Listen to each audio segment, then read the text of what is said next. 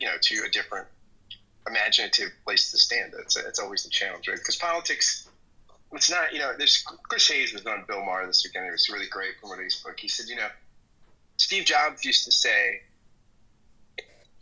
it's not the customer's job to know what they want, right? That we have to help them figure what they want. And he said, I think the same thing about politics, right? It's so much of it is helping people figure out what they want or maybe should want. So I don't know what's the imaginative frame to be persuasive in that context.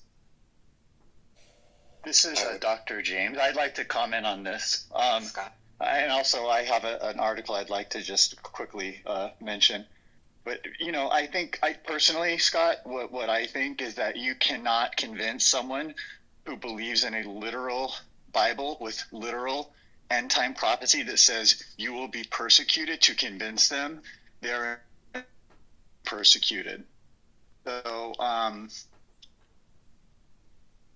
don't know what else to say about that outside of this is, in my opinion, and this is coming, from someone who's grew up in a household of an Catholic father turned atheist who, his big gift to me as an ex-hippie was figure it out for yourself. And, I've gone through a lot of different organizations of, spirituality and, I see that there is a big grift going on and it's co-opting religion like it did in the 80s with the, the moral majority, and it's come and gone, many times, and it's back in power.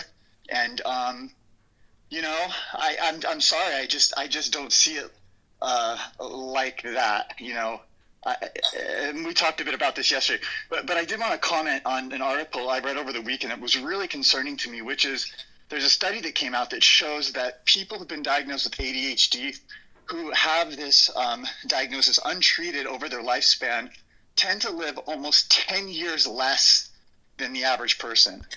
And, anywhere from 5 to 10 years less, depending on what end of the spread they fall on. And this is pretty consistent across gender.